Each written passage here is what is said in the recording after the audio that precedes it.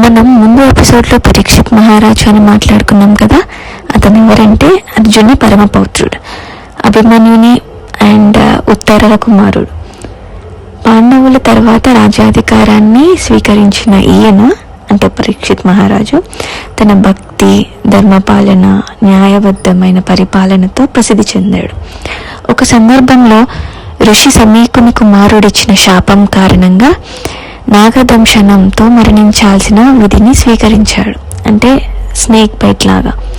తనకు మిగిలిన 7 రోజులను భయంతో కాకుండా సంపూర్ణ శరణాగతితో స్వీకరించి శుకదేవ మహర్షి అంటే శుక మహర్షి అని అంటాం, ఆ మహర్షి ద్వారా శ్రీమద్ భాగవతాన్ని శ్రవణం చేశాడు, అంటే విన్నాడు అన్నమాట. శ్రీకృష్ణుని పట్ల పరిపూర్ణ భక్తిని సాధించిన మహారాజు పరీక్షిత్తు చివరికి మోక్షాన్ని పొందాడు. అందుకే చెప్పాను కదా, కేవలం శ్రీమద్ భాగవతంని వినడం చేతనే మోక్షం లభించింది పరీక్షిత్ మహారాజుకి.